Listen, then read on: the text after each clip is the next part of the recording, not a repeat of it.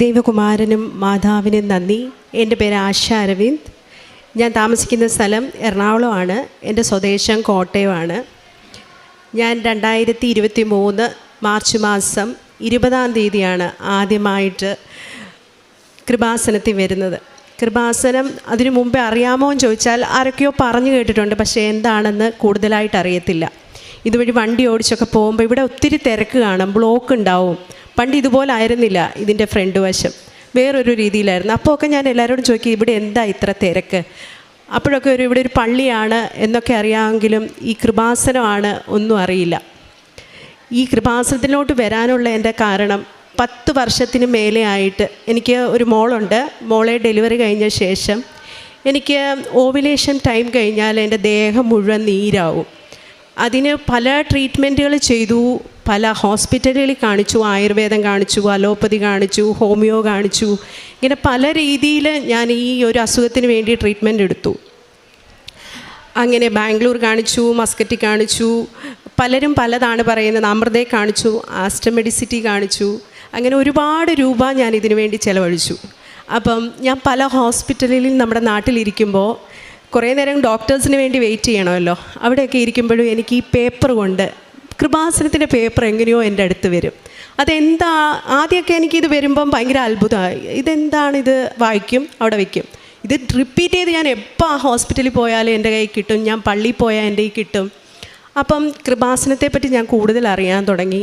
എൻ്റെ അമ്മയോട് ചോദിച്ചു. എൻ്റെ അമ്മ വലിയൊരു മാതാവിൻ്റെ ഭക്തയാണ്, എൻ്റെ ചേച്ചിയും. പക്ഷേ അവരാരും കൃപാസനത്തിൽ വന്നിട്ടില്ല. അപ്പം അമ്മ പറഞ്ഞു, ഇതുപോലൊരു സ്ഥലമുണ്ട്, ആലപ്പുഴയിലാണ്, ഒത്തിരി പേര് പോകുന്ന സ്ഥലമാണെന്നൊക്കെ പറഞ്ഞു.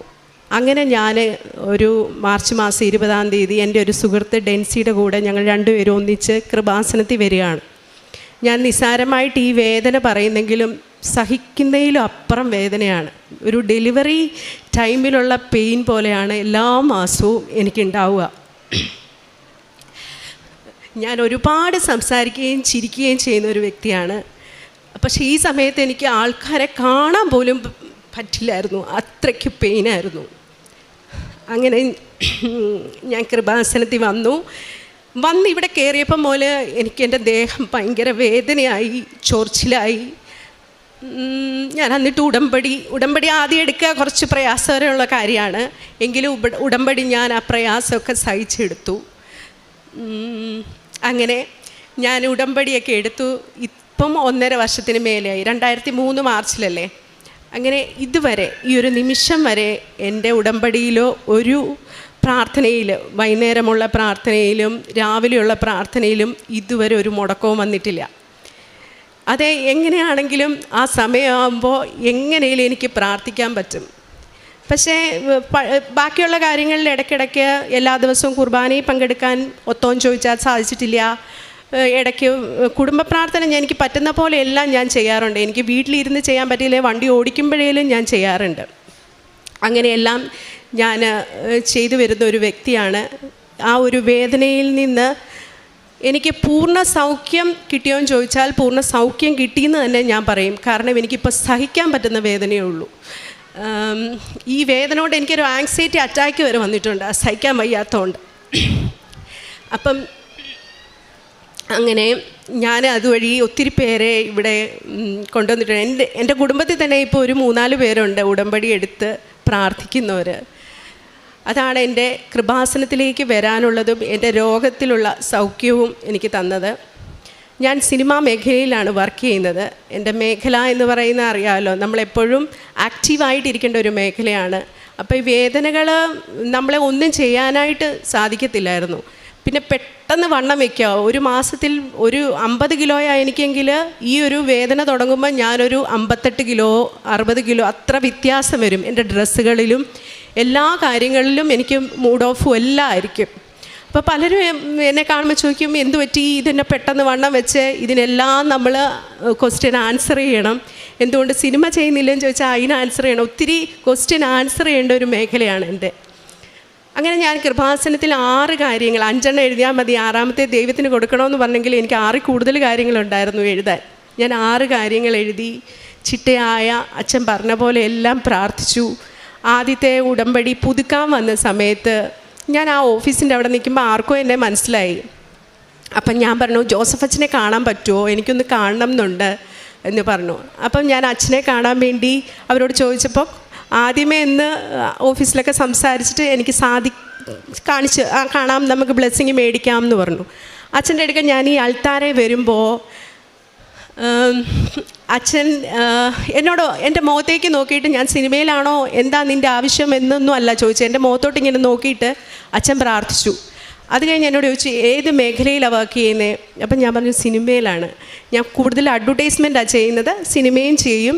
ഞാൻ ജോലി ചെയ്യുന്നുണ്ടായിരുന്നു, ഇപ്പം ജോലിയൊക്കെ വിട്ടു. എയർപോർട്ടിലായിരുന്നു, ഇൻഫോ പാർക്കിൽ ജോലി ചെയ്തു, അങ്ങനെ പല ജോലികളും ചെയ്തു. എങ്കിൽ പോലും അതെല്ലാം വിട്ടിട്ട് ഇപ്പം സിനിമയും അഡ്വർടൈസ്മെൻറ്റും മാത്രമാണ് എന്ന് പറഞ്ഞു. പക്ഷെ നീ എന്നോട് അതിനെപ്പറ്റിയോ അല്ലെങ്കിൽ ഒന്നും പറഞ്ഞില്ല. എന്നോട് ആകെ അച്ഛൻ പറഞ്ഞ ഒരേ ഒരു കാര്യമുള്ളൂ, നീ സാക്ഷ്യം പറയണം. ഞാനത് അച്ഛനെ നീ സാക്ഷ്യം പറയുമോ എന്ന് ചോദിച്ചു. ഞാനൊന്ന് ഇങ്ങനെ മുഖത്തോട്ട് നോക്കി, സാക്ഷ്യം പറയുമല്ലോ അല്ലേ എന്നെടുത്ത് ചോദിച്ചു. അച്ഛൻ എനിക്ക് വേണ്ടി പ്രാർത്ഥിച്ചു. ഞാൻ തിരിച്ച് വീട്ടിലേക്ക് പോയി അവിടെ ചെന്ന് വളരെ ടയേർഡായിരുന്നു. അന്ന് ചെന്നപ്പോൾ ഒരു കോള് വരികയാണ്. എനിക്കൊരു അസോസിയേറ്റ് ഒരു പയ്യൻ വിളിച്ചു, ആശ ചേച്ചിയല്ലേ, ഒരു മൂവിയുണ്ട്, നമ്മൾ ഫെസ്റ്റിവൽ മൂവിയാണ്. ഇതുവരെ ഞാനൊരു 2008 ആദ്യമായിട്ട് പരസ്യം ചെയ്യാൻ തുടങ്ങുന്നത്. ഒരുപാട് നാഷണൽ ആർട്സും ഒരുപാട് പരസ്യങ്ങൾ ചെയ്തു. എങ്കിലും സിനിമയിൽ ഞാൻ അധികം അഭിനയിച്ചിട്ടില്ല. 2011 തുടങ്ങിയെങ്കിലും 19 സിനിമ ചെയ്തിട്ടുണ്ടെങ്കിലും വലിയ ഒരു ക്യാരക്ടർ അല്ലെങ്കിൽ ഞാൻ അഭിനയിച്ച വലിയ ക്യാരക്ടർ ശ്രദ്ധിക്കപ്പെട്ടിട്ടുള്ളതല്ല. ഈ പയ്യൻ എന്നെ വിളിച്ചിട്ട് ഇങ്ങനെ ഒരു സിനിമയുണ്ട്, അത് പല ഫേമസ് നടികളും വേണ്ടെന്ന് വെച്ചതാണ്. കാരണം അതിൻ്റെ പ്രായം 80 വയസ്സാണ്. അപ്പോൾ ആ 80 വയസ്സായിട്ട് അഭിനയിക്കണം. ഒരു റിയൽ സ്റ്റോറിയാണ്. വെള്ളപ്പൊക്കത്തിൽ നടന്ന ഒരു പ്ലെമേന അമ്മയുടെ കഥയാണ്. അത് റിയൽ സ്റ്റോറിയാണ്. ഫെസ്റ്റിവലിനും അവാർഡുകൾക്കൊക്കെ അയക്കാനുള്ളതാണ്. കേരള ഗവൺമെൻറ്റാണ് പ്രൊഡ്യൂസ് ചെയ്യുന്നത്. അപ്പോൾ കഥ കേൾക്കാനായിട്ട്, കഥ പറയാൻ വീട്ടിലേക്ക് വരട്ടെ എന്ന് ചോദിച്ചു. ഞാൻ പറഞ്ഞു വരൂ, എപ്പോൾ വേണേലും വന്നോളൂ, ഞാനിവിടെ ഉണ്ട്. അവരുടെ മേക്കപ്പിൻ്റെ ആൾക്കാർ എല്ലാവരെയും കൂട്ടി അവർ വീട്ടിലേക്ക് വന്നു, കഥ പറഞ്ഞു. അതിനുശേഷം എനിക്ക് ആ ക്യാരക്ടർ ചേരുമോ എന്ന് എന്നെ ഒരുക്കി നോക്കി. അത് കഴിഞ്ഞിട്ട് അവരുടെ അറിയാമല്ലോ, ഗവൺമെൻറ്റിൻ്റെ സിനിമയാകുമ്പോൾ നമുക്കതിനകത്ത് ഒരുപാട് ഫിനാൻഷ്യലി ഒരുപാട് ഉണ്ടാവില്ല. അത് സംസാരിച്ചു. അങ്ങനത്തെ എല്ലാം സംസാരിച്ച് വളരെ പെട്ടെന്നായിരുന്നു ആ ഒരു സിനിമയുടെ എന്നിലേക്കുള്ള കാസ്റ്റിങ്.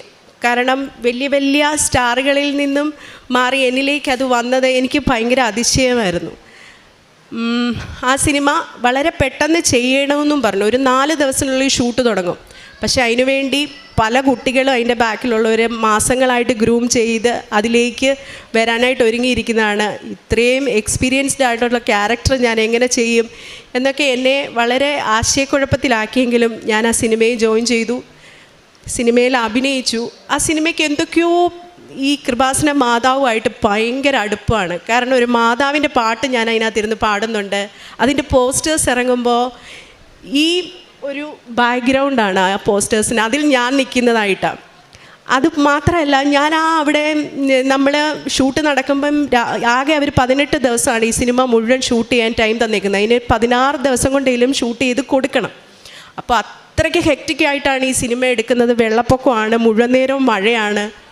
അങ്ങനെ എടുക്കുന്ന സമയത്ത് എനിക്ക് വേണ്ടി അവർക്ക് മാറ്റിത്തരാനോ അല്ലെങ്കിൽ എനിക്ക് വേണ്ടി പ്രാർത്ഥിക്കാൻ സമയം തരാനോ ഒന്നും സമയമില്ല. കാരണം കൂടുതലും ഞാനാണ് അതിനകത്ത് അഭിനയിക്കുന്നത്.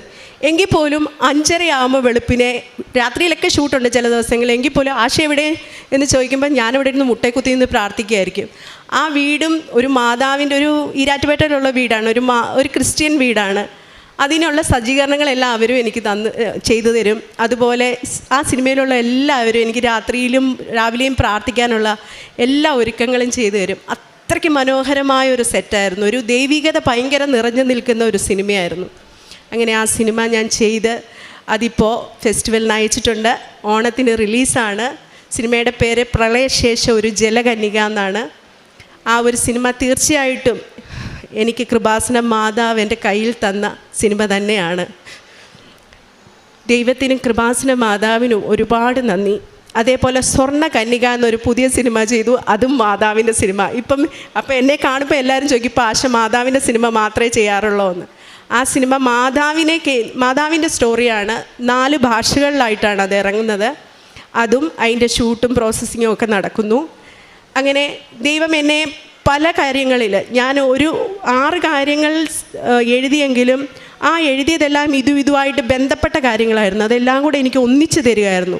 കാരണം ഈ പ്രളയശേഷം ജലകന്യക സിനിമയുടെ കൂടെ എനിക്ക് സിനിമ എൻ്റെ ലൈഫിലെ, എൻ്റെ ജീവിതത്തിലെ കരിയറിനെ ഉയർത്തണേ മാതാവേ എന്ന് പ്രാർത്ഥിക്കുമ്പോൾ അതിൻ്റെ താഴെ എഴുതിയിരുന്നത് എനിക്ക് സിനിമ പഠിക്കാൻ കൂടുതൽ അവസരം തരണേ, എനിക്ക് ഡബ്ബിങ് പഠിക്കാൻ കൂടുതൽ അവസരം തരണേ. അങ്ങനെ ഓരോന്നും എല്ലാം കൂടെ ഒന്നിച്ച് എനിക്ക് ദൈവം തന്നു. കാരണം ഈ സിനിമ പഠിപ്പിക്കുന്നവരാണ് അത് ഡയറക്റ്റ് ചെയ്യുന്നത്. ലോഹിതദാസ് സാറിൻ്റെ മോന്, അതേപോലെ ലോഹിതദാസ് സാറിൻ്റെ അസോസിയേറ്റ്, അവരെല്ലാം സിനിമ പഠിപ്പിക്കുന്നവരാണ്.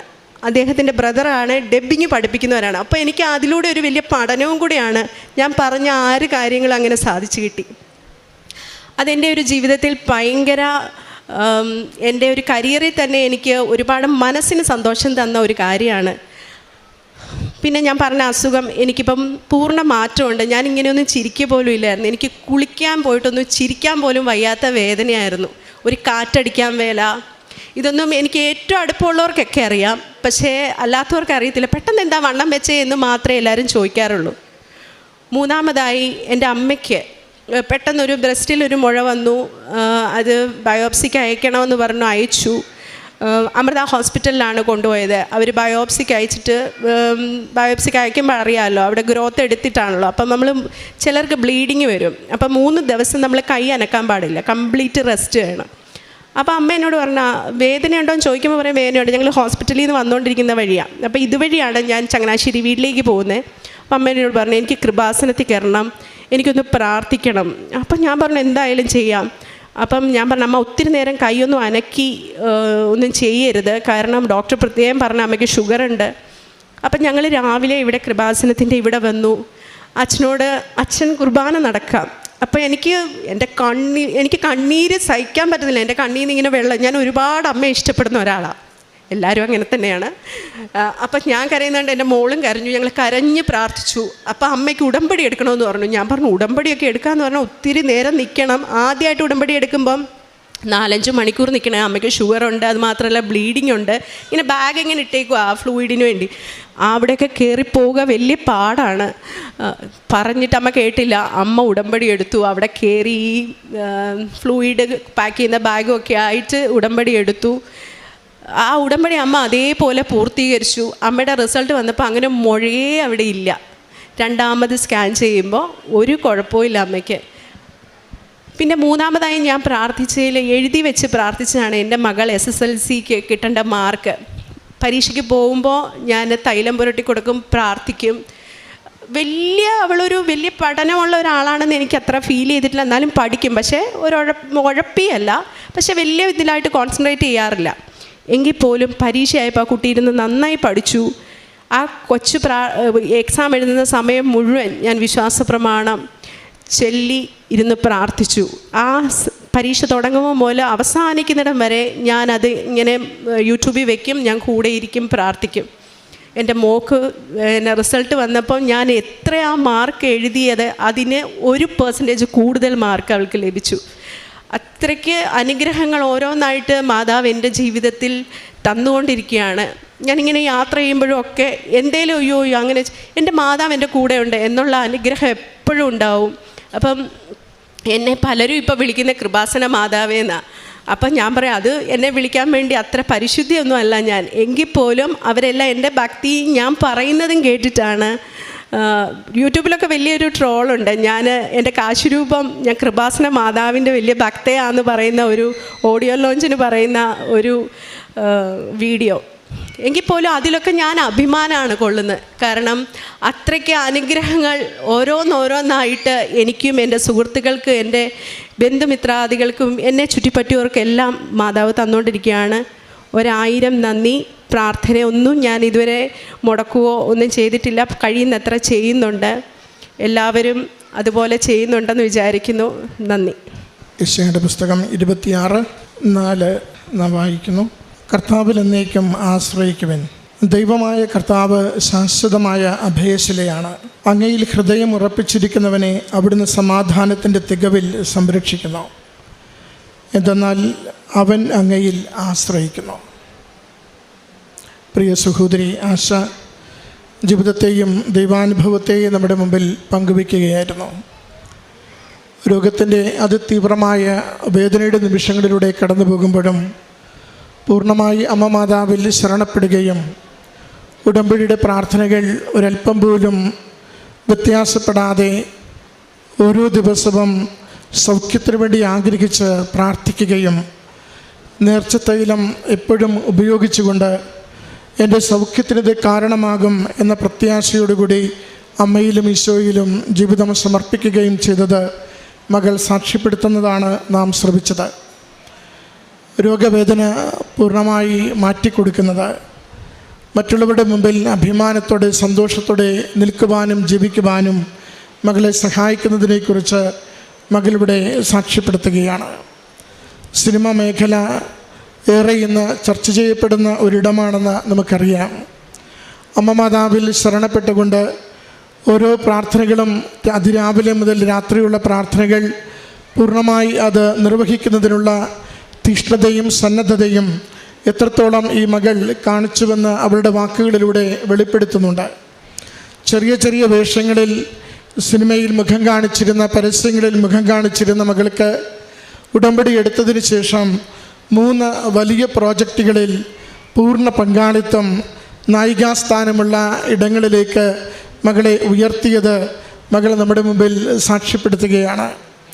അത് സാക്ഷികൂടാരത്തിനരികിൽ പങ്കുവയ്ക്കുമ്പോഴും ഇവിടെയും ആവർത്തിച്ച് പറയുന്നുണ്ട്, ഞാൻ കോട്ടയംകാരി ഒരു അമ്മച്ചിയായി വേഷമിടുന്നതിന്, അമ്മ മാതാവിൻ്റെ സംരക്ഷണയിൽ അതിൻ്റെ ഓരോ വേഷങ്ങളും അവതരിപ്പിക്കുന്നതിന്, അതോടൊപ്പം പ്രാർത്ഥനയ്ക്കൊട്ടും മുടക്കം വരാതെ പ്രാർത്ഥനയിൽ നിലനിന്നുകൊണ്ട് ആ ക്രൂവിലുള്ളവരോട് പ്രാർത്ഥനാനുഭവത്തെ പങ്കുവെച്ചുകൊണ്ട് എനിക്ക് എൻ്റെ ജീവിതവും എൻ്റെ പ്രൊഫഷനും മുന്നോട്ട് കൊണ്ടുപോകുവാനുള്ള അവസരം നൽകിയതിനെക്കുറിച്ച്, അതോടൊപ്പം മകൾക്ക് ലഭിച്ച പരീക്ഷയുടെ ഉന്നത മാർക്കിനെക്കുറിച്ച്, സഹോദരിയുടെ അമ്മയ്ക്ക് ലഭിച്ച സൗഖ്യത്തെക്കുറിച്ചും, ഉടമ്പടി എടുക്കുവാൻ ഒട്ടും വയ്യാത്ത സാഹചര്യത്തിലും ഉടമ്പടി എടുത്ത് പ്രാർത്ഥിക്കുകയും പൂർണ്ണ ആരോഗ്യം പ്രാപിക്കുകയും ചെയ്തതിനെക്കുറിച്ച് സാക്ഷ്യപ്പെടുത്തുകയാണ്.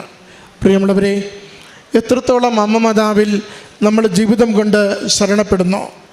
ഈശോയുടെ തിരുരക്തത്താൽ നാം ഓരോരുത്തരും വീണ്ടെടുക്കപ്പെട്ടവരാണ്. വിശ്വാസം നമ്മുടെ മാംസവും മജ്ജയുമായി തീരുമ്പോൾ എൻ്റെ കർത്താവിന് ഞാൻ ഏതൊരവസ്ഥയിലാണെങ്കിലും എന്നെ സൗഖ്യപ്പെടുത്തുവാൻ അവിടത്തേക്ക് സാധിക്കുമെന്ന പൂർണ്ണമായ വിശ്വാസവും ബോധ്യവും ജീവിതത്തോട് നാം ചേർത്ത് പിടിക്കുമ്പോൾ അവൻ്റെ സന്നിധിയിൽ കണ്ണീരോടുകൂടി അമ്മ മാതാവിൻ്റെ കരം പിടിച്ച് സൗഖ്യപ്പെടുത്തണമേ, ജീവിതത്തിന് മേൽഗതി തരണമേ എന്ന് ആശ്രയിച്ച് പ്രാർത്ഥിക്കുമ്പോൾ നമുക്കത് അനുഗ്രഹത്തിന് കാരണമാകുന്നുവെന്ന് ഈ മകൾ ലോകത്തോടിന്ന് സാക്ഷ്യപ്പെടുത്തുകയാണ്. നമ്മുടെ ജീവിതങ്ങളെ, നമ്മുടെ നിയോഗങ്ങളെ, നമ്മുടെ പരാജയങ്ങളെ, നമ്മുടെ കണ്ണീരിനെ അമ്മ മാതാവിൻ്റെ അരികിൽ സമർപ്പിച്ച് ഈശോയുടെ സംരക്ഷണവും സഹായവും തേടി നമുക്ക് പ്രാർത്ഥിക്കാം. ദൈവനാമത്തെ മഹത്വപ്പെടുത്തിക്കൊണ്ട് ഈ മകൾക്ക് ലഭിച്ച എല്ലാ നന്മകളെയും ഈശോയ്ക്കും അമ്മ മാതാവിനും സമർപ്പിച്ചുകൊണ്ട് കരഘോഷത്തോടുകൂടി നമുക്ക് നന്ദി പറയാം.